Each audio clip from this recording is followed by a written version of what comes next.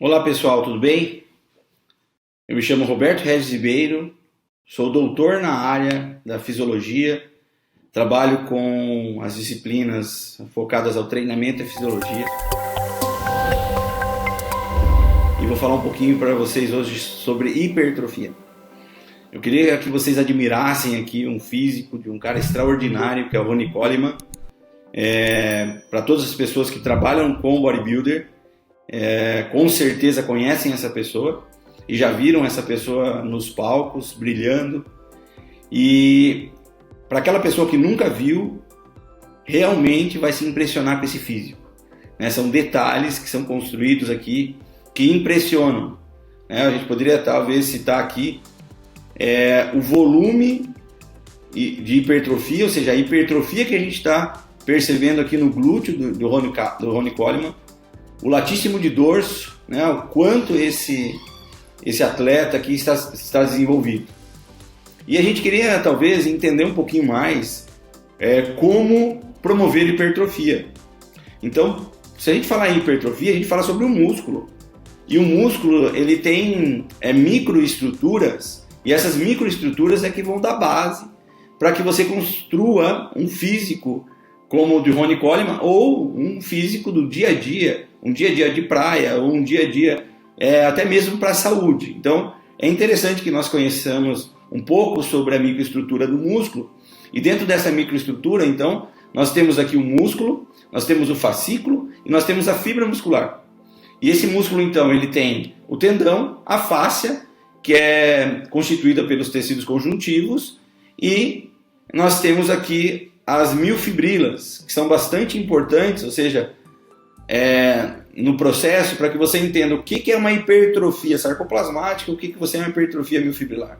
Então aqui está bem caracterizado sarcoplasma, miofibrilas, ou seja, as miofibrilas são os microfilamentos de actina e miosina, e aí nós temos as proteínas contráteis, né, que seriam actina, miosina, troponina e tropomiosina, são as 4 principais proteínas contráteis. E nós temos o sarcoplasma, que é o líquido da célula muscular. Aí nós temos aqui uma outra visão bastante importante sobre a estrutura macroscópica do músculo esquelético. Ou seja, nós temos 75% do músculo é água, 20% é proteína e 5% sais minerais. Diante dessas informações, é importante que vocês façam uma grande ligação que quais são as intenções que você tem com o treinamento. Então, primeira intenção é você aumentar o volume de água dentro do músculo, não o percentual, o teu volume. A sua segunda intenção é aumentar o volume proteico. Então, sabendo disso, né, nós temos estruturas de treinamento diferenciadas para essas duas coisas. Quando se fala em água, nós estamos falando em creatina e glicogênio. Quando se fala em proteína, nós estamos falando de proteínas contráteis, lógico. A proteína não é só proteínas contráteis, nós estamos falando a proteína como um todo, né? Nós temos glóbulos brancos, nós temos transportadores, nós temos enzimas, ou seja, nós temos muita coisa que constitui de proteína. No entanto, a gente tem que levar em consideração aqui que dentre essas proteínas, nós temos as proteínas contráteis, actina e miosina. E quando nós falamos em hipertrofia e uma ingesta proteica, nutricional, nós falamos pensando nisso aqui. Reconstrução de tecido. Só que nós esquecemos que existe um ponto bastante importante e dominante, vejam aqui, 75% é a água, que é o glicogênio muscular. Então, hoje, quando se fala em hipertrofia, nós temos que começar a entender o processo como um todo, no sentido de fibra muscular, e como eu tenho que organizar meu treinamento para conseguir o ápice da hipertrofia e conseguir uma hipertrofia no menor tempo possível. Ou seja, não perder tempo é bastante importante hoje na nossa vida. Então, assim, fazendo uma leitura rápida de algumas características dos tipos de fibras. Então, assim, fibra 1, a gente considera que é fibra de exercício aeróbio. Nós temos algumas características importantes aqui também dessa fibra. A fibra tipo 2A é uma fibra que a gente considera intermediária. E a fibra tipo 2B, ou atualmente chamada de fibra 2X, ela é a fibra a qual eu quero hipertrofia. Por quê? Porque ela apresenta características bastante importantes E o exercício que a gente fala que vai gerar hipertrofia é um exercício anaeróbio. E a fibra que dá a capacidade do corpo se movimentar, ou seja, da sua articulação se movimentar, no caso de uma carga maior, se deve à fibra tipo 2X. Então vamos fazer uma leitura dos principais itens aqui, para que vocês entendam melhor sobre o que eu estou falando. Então, primeira coisa que se fala hoje em hipertrofia é tensão contínua. Eu não posso deixar entrar oxigênio no músculo.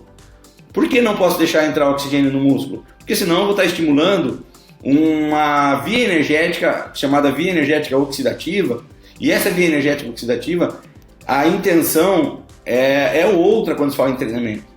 Quando se fala em trabalho de hipertrofia, eu penso na fibra 2X, então eu tenho que ter tensão contínua a todo momento para que o oxigênio, durante a execução do movimento, não esteja presente. Não estando presente, eu vou ter a ativação dos processos mecânicos e bioquímicos dessa estrutura celular. E é essa fibra que vai te dar hipertrofia. Então vejam aqui, por exemplo, se a gente pensar sobre os estoques de substratos energéticos nós temos, essa fibra, então nós temos a creatina fosfato, nós temos o glicogênio. Ou seja, as estruturas que eu estava falando sobre a água. Vamos pensar em fatores de fadiga. Veja, slow, quer dizer, uma baixa capacidade de se manter em execução de movimento. E isso vem diretamente relacionado à relação anaeróbia. O que é anaeróbio? Alta intensidade, curta duração. Mas um fator bastante importante, o anaeróbio está predominantemente relacionado não pelo pensamento falar anaeróbio, e sim pela oclusão vascular que você causa nas fibras por intermédio das fibras musculares, você causa oclusão nos capilares, e o oxigênio, então, não faz parte daquele movimento ou daquele músculo naquele momento. Então, o que é bastante importante? Que nós temos uma carga, ou seja, alta intensidade, e a alta intensidade vai gerar um estímulo anaeróbio, e esse estímulo anaeróbio vai, de certa forma, te dar uma condição menor de execução de movimento, ou seja, alta intensidade e curta duração caracterizam o exercício anaeróbio. Entre uma série a outra do exercício, nós temos a fibra tipo 1, ou seja, a ideia de você recuperar de forma oxidativa, ou seja, você vai estar usando o lactato, outros substratos aqui para recuperar-se entre uma série a outra. Então, qual é o segredo da hipertrofia? Nós temos que pensar, qual é a fibra muscular que eu quero estimular? Primeiro, a fibra muscular do tipo branca, não a vermelha do tipo 1. Então isso é bastante importante que vocês saibam. E qual é o estímulo que eu tenho que fazer? A sequência correta disso. Ou seja, a sequência correta de execução de movimento se deve a um treino de estímulo de creatina fosfato, ou seja, carga tensional, aonde você vai ter que atingir fadiga até no máximo 15 a 20 segundos. Isso vai gerar então um estresse miofibrilar, que é bastante importante. Você vai identificar que isso vai estar acontecendo com a dor tardia, você vai perceber uma dor tardia mais intensa com esse tipo de treino. E no mesmo momento, ou seja, no mesmo treino, além de você ter feito um estresse miofibrilar usando a primeira via energética, a TPCP, e falhando com essa via energética, na sequência, quando você já não consegue mais fazer força, você deve ir agora tentar degradar o glicogênio muscular. E aí, dentro desse processo, você vai tentar entrar em fadiga, ou seja, atingir falha concêntrica ou falha total até 1 minuto e meio. Por quê? Isso entende-se que não está tendo vazamento, não está entrando oxigênio, você não está tendo ajuda durante o exercício da via energética oxidativa. Então, hoje, quais são os cuidados que você tem que ter com a hipertrofia? A ordem dos estímulos é bastante importante, a tensão contínua também se torna bastante importante, e você definir muito bem o que é aeróbio e anaeróbio.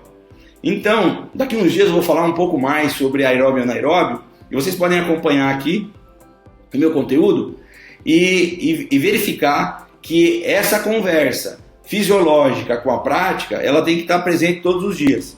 Então fica aí a dica para vocês, curtam o nosso canal, curtam aí o YouTube, o canal do YouTube, da pós-graduação Uniguaçu. Eu acredito que a partir desse momento vocês vão ter conteúdo de qualidade de diversos professores, tá? Um grande abraço, fica aí a dica do professor Roberto Regis Ribeiro, com carinho, com todo amor para vocês. Um beijão.